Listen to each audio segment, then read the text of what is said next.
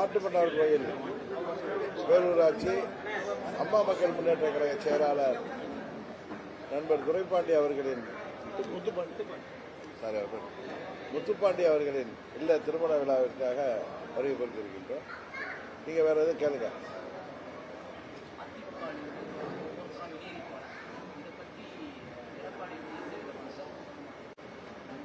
அதை பத்தி நான் என்ன கருத்து சொல்றது? அதாவது துரோகம் என்றைக்கும் வென்றதாக சரித்திரமில்லை. அதே நேரத்தில் அம்மாவின் தொண்டர்கள் அனைவரும் ஒன்றிணைய வேண்டும் என்கிற ஒரே நோக்கத்தோடு நாங்கள் இத்தனை காலம் பொறுமையாக இருந்தோம். ஆனால் அதற்கு வாய்ப்பில்லை என்பதை தெரிந்தவுடன் நாங்கள் 26 சட்டமன்ற பொதுத் தேர்தலுக்கு அம்மா மக்கள் முன்னேற்ற கழகம் எங்களது வழியில் நாங்கள் வந்துவிட்டோம். அவ்வளவுதான்.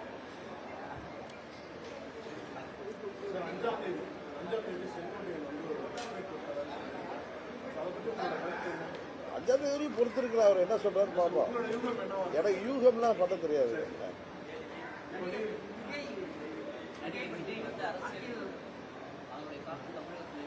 அதான் அன்னைக்கே சொன்னேன். விஜயகாந்த் அவர்கள் 2006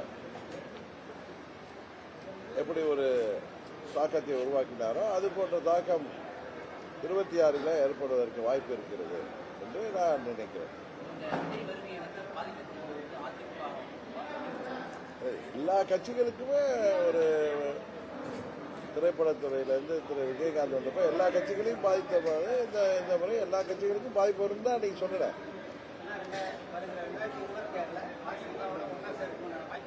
இப்பதானே பதில் சொல்லிட்டு இருந்தேன். அம்மாவின் தொண்டர்களும் ஓர் அணியில் இணையணும்னு நானும் இதுவரை அதுக்கு வாய்ப்பு இருக்கும் என்று எதிர்பார்த்தேன். அது இல்லை. துரோகம் தலைவிரித்து ஆடுகிறது. அது கடந்த 1.5 மாதமா பார்த்தா துரோகம் ஊருக்கு ஊரு போய் ஆணவம் அகங்காரம் பிடித்து சவுண்ட் பார்ட்டி மாதிரி ஒவ்வொரு ஊரா போயிட்டு வர்றதை பார்த்ததும் இதற்கு திருந்துவதற்கு வாய்ப்பே இல்லை.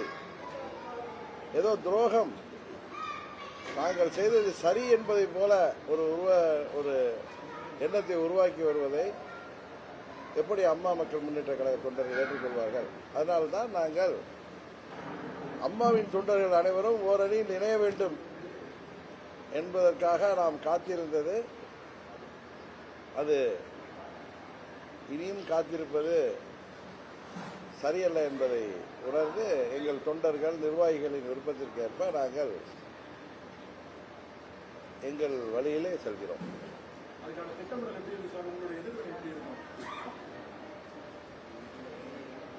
பொறுத்திருந்து பாருங்களேன். டிசம்பர் வரை பொறுத்திருங்களேன். எங்களது நிலைப்பாடு என்ன என்பது உங்களுக்கு தெரிய வரும்.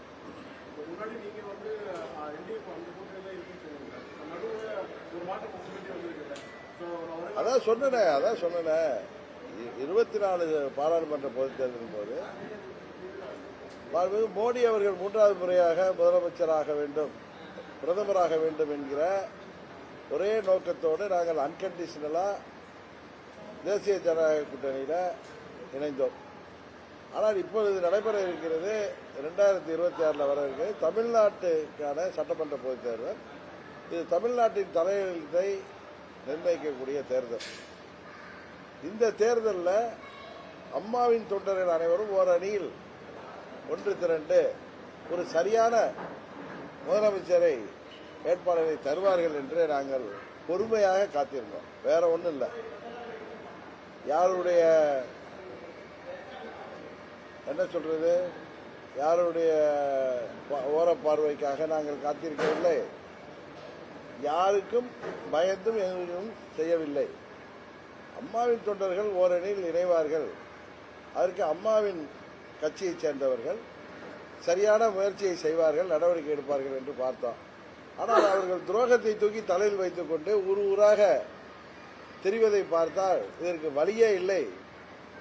அவர்கள் திருந்துவதற்கு வாய்ப்பே இல்லை. காரணம், நாம் அமைதியாக இருக்க ஏதோ துரோகம் தான் செய்தது சரி என்று நிலைநாட்டுவதைப் போல கூச்சலிடுவதும், செல்கின்ற இடங்களிலெல்லாம் ஆணவம் அகங்காரத்துடன் பேசுவதையும் பார்த்து அம்மா மக்கள் முன்னேற்ற தொண்டர்கள் பொறுத்தது போதும், நீங்கள் முடிவெடுங்கள் என்று என்னை பல மாதங்களாக கேட்டு வருகிறார்கள்.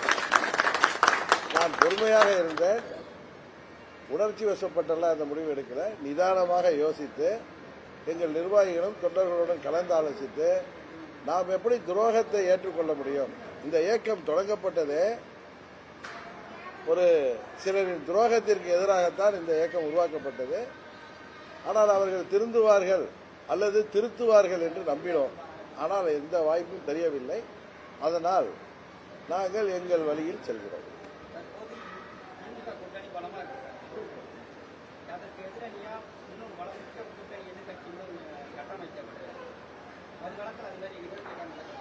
பொறுத்திருங்கள், தெரியல. டிசம்பர் வரை பொறுத்திருங்கள்.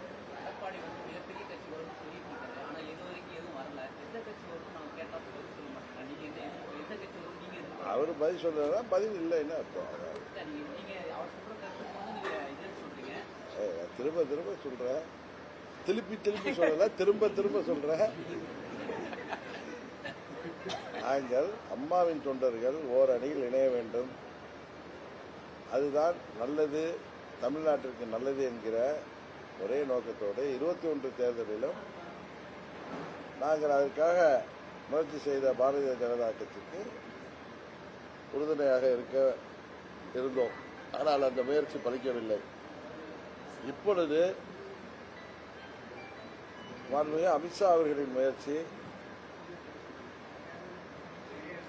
நல்ல விதமாக ஒரு நிலையை அடையும் என்று காத்திருந்தோம். ஆனால் அம்மாவின் தொண்டர்கள் ஓரணியில் இணைவதற்கு வாய்ப்பே இல்லை.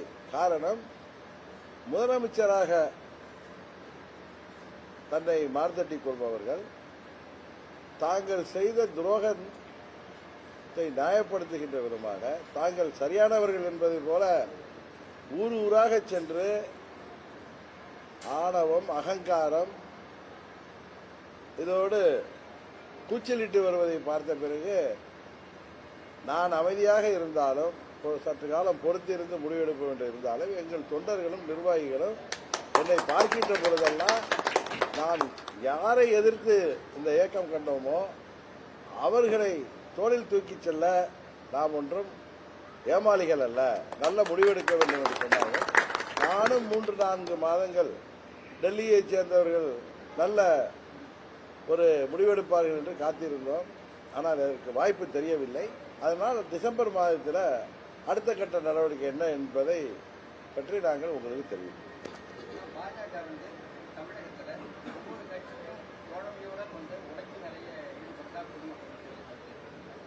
அதை பற்றி எனக்கு தெரியாது.